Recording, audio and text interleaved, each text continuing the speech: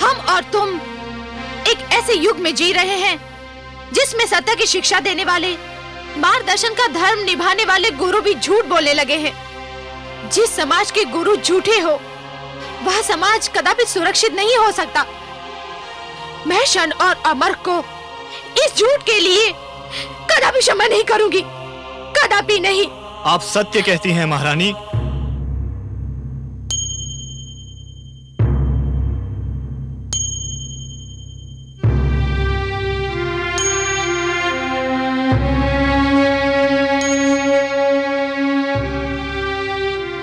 आप सत्य कहती हैं महारानी। हम क्षमा योग्य नहीं हैं, परंतु हमने आपसे झूठ बोलकर केवल अपने पिताश्री दैत्य गुरु शुक्राचार्य के आदेश का पालन किया था। नहीं! अर्थात अब मेरा पुत्र प्रहलाद इस संसार में नहीं है? नहीं माते, मैं इसी संसार में हूँ।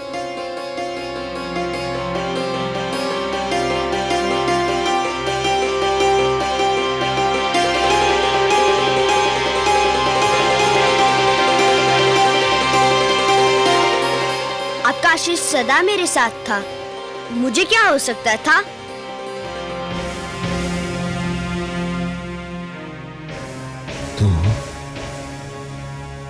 तू अभी भी जीवित है? हाँ पिताश्री, भगवान विष्णु की कृपा से मैं बच गया। किंतु मैं आपसे ये पूछता हूँ कि आपके आज्ञा अनुसार मेरा वध हो जाता तो क्या आप मुझे पुनः जीवित कर सकते थे? बंद कर अपना प्रलाप। गुरुदेव कहाँ है? कहाँ है गुरुदेव? मैं यहाँ हूँ दैत्येंद्र। ये मैं क्या देख रहा हूँ गुरुदेव? षंड और अमर के निर्जीव स्वर, आपका पहली बार झुका हुआ सिर, और ये जीवित दुष्ट प्रहलाद, ये मैं क्या देख रहा हूँ गुरुदेव? कहीं मैं स्वप्न तो नहीं देख रहा? नहीं वत्स हिरण्यकशिपु, ये सत्य है, अत्यंत कटु सत्य। मैंने कृत्या क्रिया द्वारा प्रहलाद का अंत करना चाहा था, परंतु राक्षसी कृत्या ने उल्टे मेरे दोनों पुत्रों षंड और अमर को मार डाला। किंतु ये दोनों तो जीवित हैं गुरुदेव, ये दोनों तो जीवित हैं। यही तो खेद और लज्जा का विषय है। मेरे दोनों पुत्रों का जीवन तुम्हारे विरोधी पुत्र प्रहलाद की दया का दान है। मेरी शक्ति तुम्हारे पुत्र की शक्ति के समक्ष हार गई। मैंने आज तक कभी हार नहीं मानी, किंतु आज मैं अपनी हार स्वीकार करता हूं। नहीं गुरुदेव, नहीं।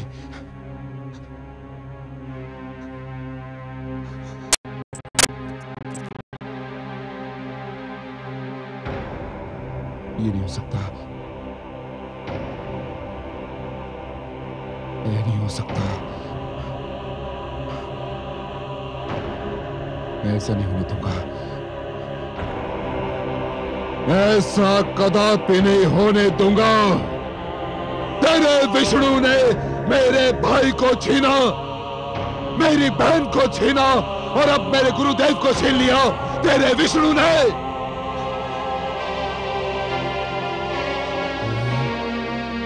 अब तक केवल इसलिए बचता रहा क्योंकि मैंने तेरे वध का कार्यभार दूसरों को सौंपा। क्योंकि मैं तेरे रक्त से अपने हाथ नहीं रंगना चाहता था, किंतु अब ये अशुभ कार्य मुझे स्वयं करना होगा। नहीं, स्वामी छोड़ दीजिए मेरे पुत्र को। हट जाइए। नहीं स्वामी, नहीं। हट जाइए। नहीं।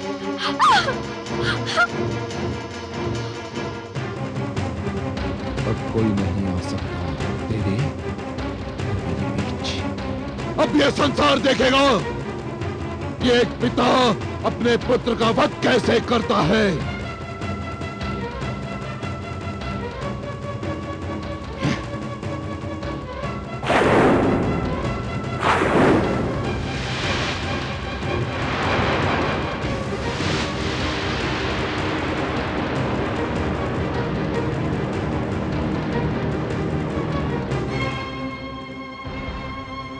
मैं इस आसुरी खड़क से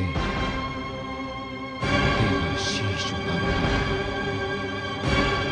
सारे संसार में घुमा जाएगा तेरा शीश, ताकि संसार में जो भी विष्णु भक्त बचा है तेरा कटा हुआ शीश देखकर विष्णु का नाम भूल जाएगा। मैं यहां बैठे सबको चेतावनी देता हूं कि कोई मेरे और इस दुष्ट के बीच आने का साहस न करे। हे आदरणीय पिताश्री, मेरे और आपके बीच तो कोई बहुत पहले से आरंभी से उपस्थित है। कौन है वो? मेरे श्री विष्णु भगवान। नहीं प्रहलाद, कहाँ है वो? मुझे क्यों नहीं दिखाई देता? आप अपने मन से झूठा अहंकार हटा दीजिए, वे आपको भी दिखाई दे जाएंगे। झूठ बोलता है तू, झूठ बोलता है। तेरे विष्णु में इतना साहस नहीं कि वो मेरे भगवान हिरण्यकशिपु के समीप आ सके। समीप नहीं पिताश्री, वे तो आपके भीतर भी है, बस आप देखने का प्रयत्न नहीं करते। तू रोक ले अपनी जीभ, रोक ले, अन्यथा सबसे पहले मैं तेरी जीभ काट कर फेंक दूंगा, जिस पर तू बार बार मेरे भ्राताश्री और बहन के हत्यारे का नाम ले रहा है। आप जीभ काट देंगे तो मैं मन ही मन उनका नाम लूंगा। मेरे विष्णु के लिए स्मरण ही पर्याप्त है। वे हर मन में है, कण कण में है। अच्छा, तो तेरा विष्णु तेरे मन में है, हर कण में है।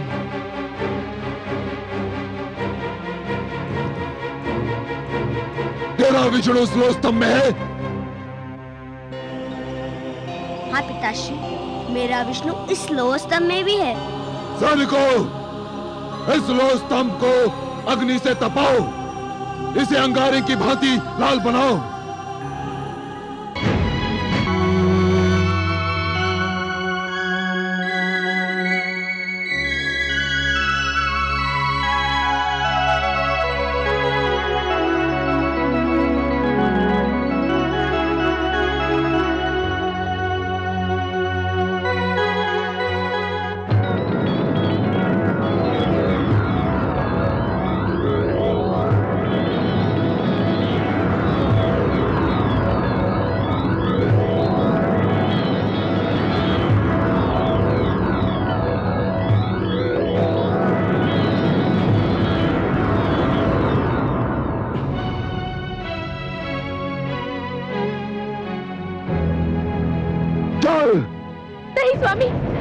मत ले जाइए मेरे लाल को, छोड़ दीजिए उसे, क्षमा कर दीजिए, मत ले जाइए उसे, क्षमा कर दीजिए स्वामी, मत ले जाइए, मत ले जाइए, मत ले जाइए।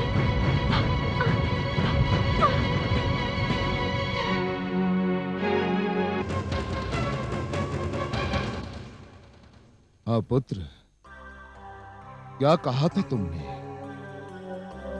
इस लोह स्तंभ में तेरा विष्णु है। यदि इस लोह स्तंभ में तेरा विष्णु है तो जा गले लग इसके, जा।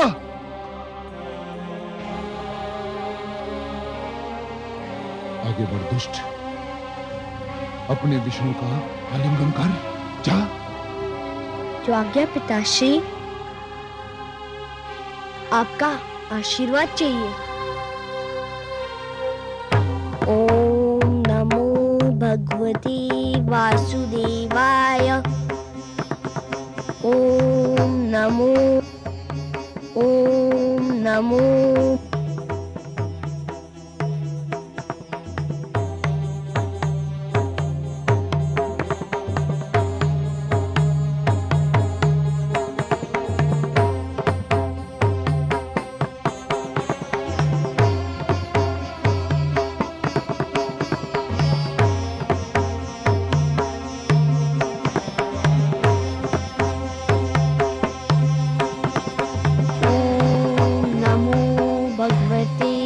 वासुदेवाय।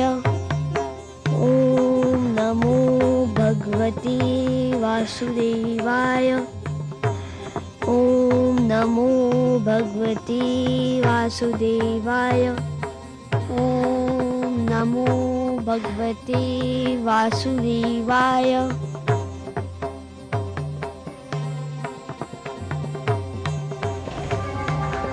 मैं अपने विष्णु के गले लग गया पिताश्री। धूर्त कपटी, अवश्य तेरे पास मायावी शक्तियां हैं जिसकी सहायता से तूने इस लौह स्तंभ को ठंडा कर दिया। सैनिकों, बांध दो इसे इसी खंबे से। आज मैं इसके प्राण लेकर ही दम लूंगा। बांध दो इसे।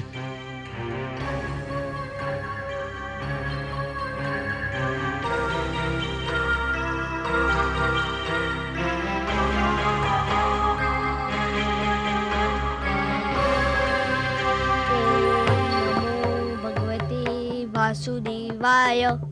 ओम नमो भगवते वासुदेवाय।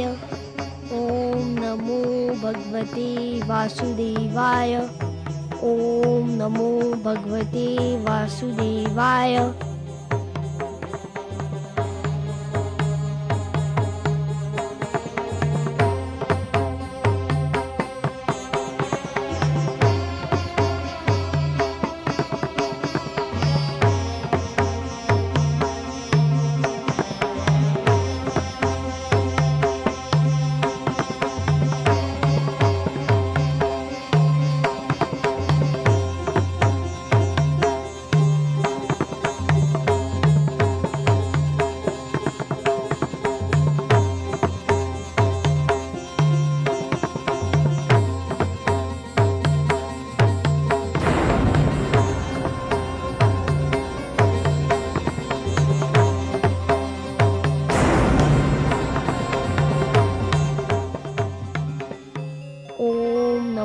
भगवते वासुदेवाय।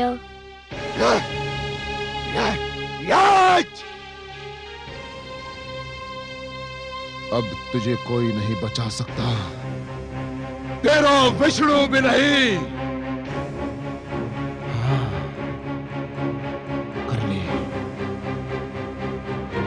कर ले अपने विष्णु का मन भर के स्मरण कर ले। यदि तेरे कथनानुसार इस स्तंभ में विष्णु है तो सकते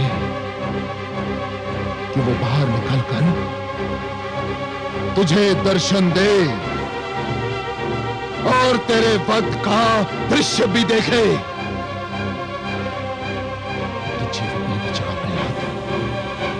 अब तू जीवित नहीं बचेगा।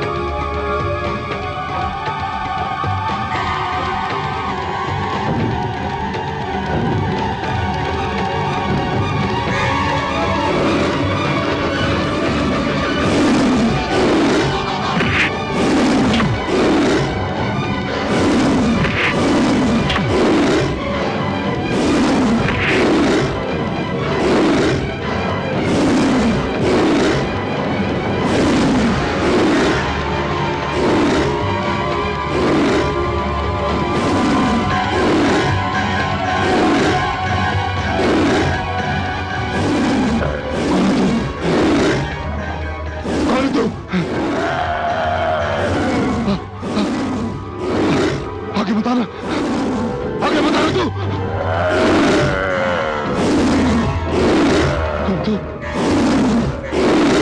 कौन है तू? आगे बताना, आगे बता रहा तू।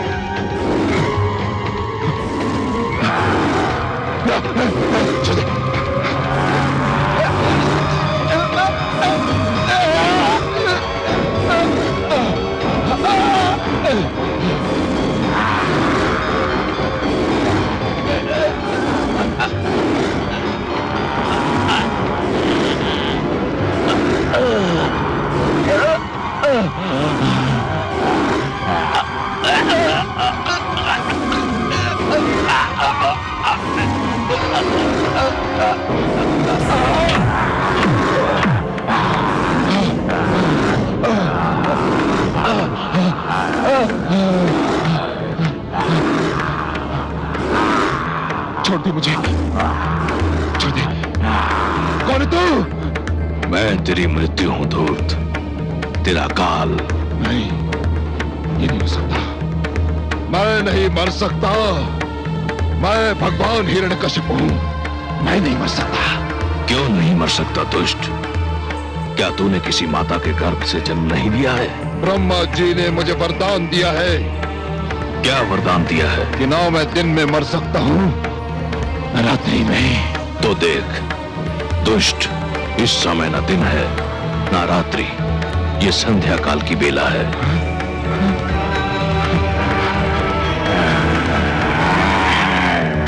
ना मैं घर के भीतर मर सकता हूं, ना घर के बाहर। तू ना घर के भीतर है ना घर के बाहर, तू इस समय चौखट पर है।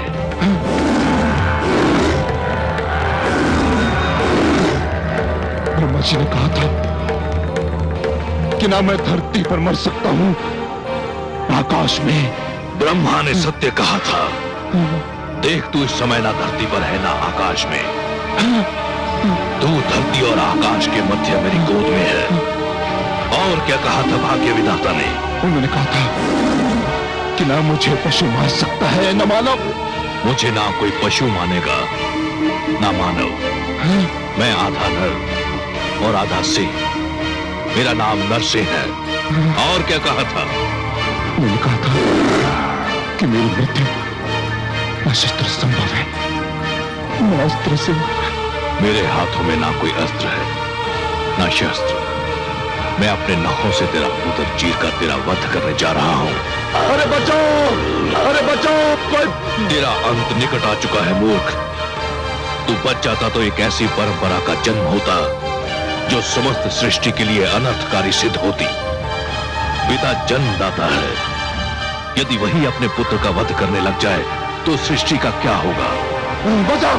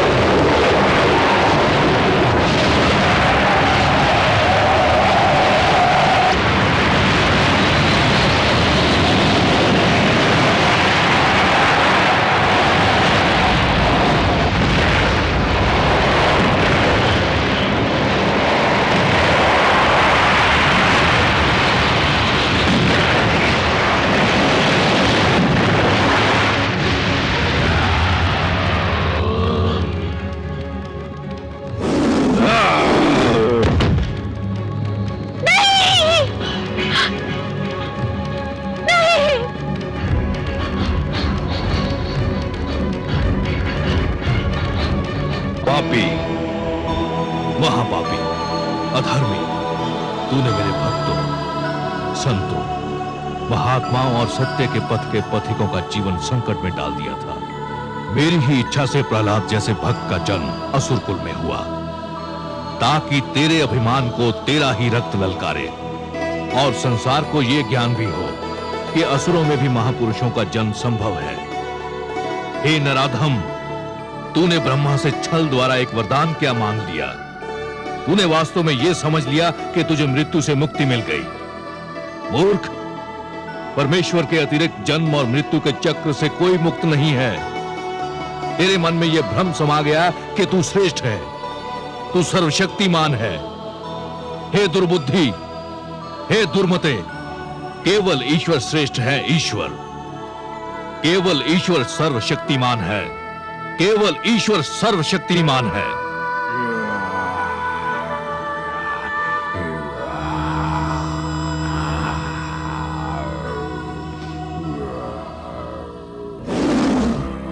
शांत हो जाइए हे विश्वेश्वर, शांत हो जाइए। नहीं, आज संसार को यह ज्ञात हो जाना चाहिए कि परमेश्वर की शक्ति को ललकारने वालों का क्या परिणाम होता है।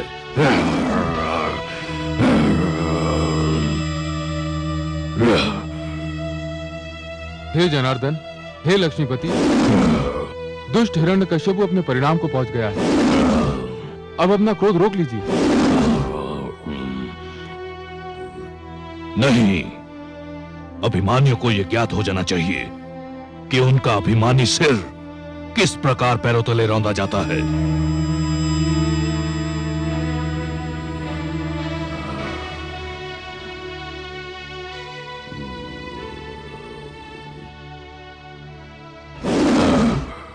हे वासुदेव, आपने न्याय कर दिया है। हिरण्यकशिपु के शरीर के साथ उसका अभिमान भी ठंडा पड़ चुका है। अब अपने प्रकोप को समेट लीजिए, नहीं तो समस्त सृष्टि उसकी चपेट में आ जाएगी। इस पापी ने स्वयं को ईश्वर कहा था, स्वयं को सर्वशक्तिमान कहा था, मेरे भक्तों को कष्ट दिया था। देख ले, आज समस्त संसार देख ले कि स्वयं को ईश्वर कहने वाले, स्वयं को सर्वशक्तिमान मानने वाले किस प्रकार धूल में मिला दिए जाते हैं।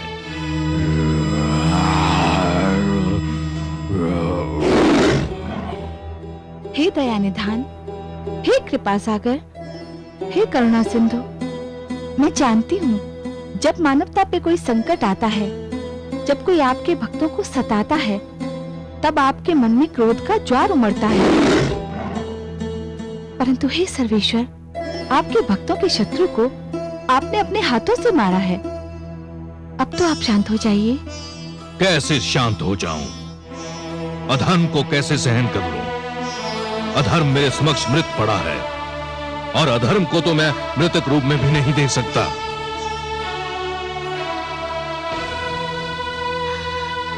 पुत्र,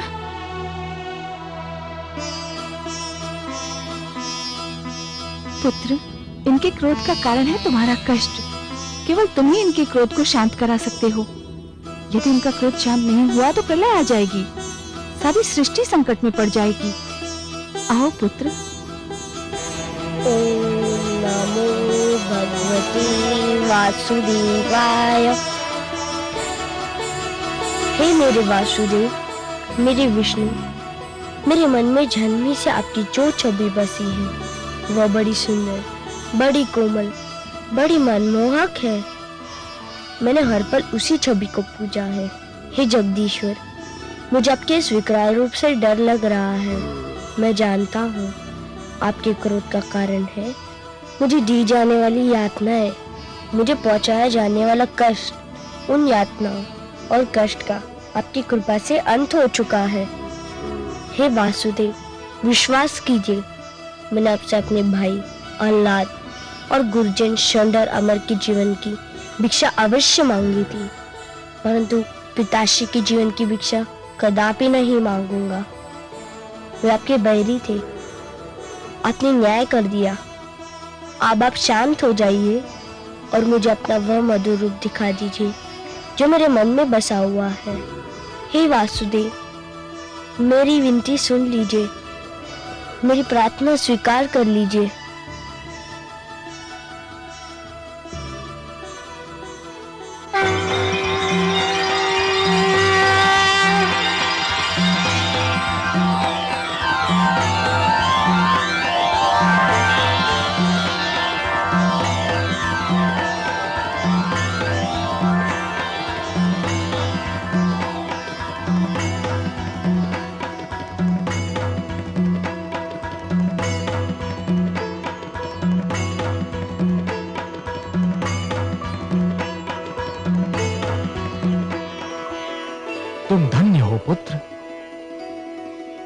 तुम धन्य हो।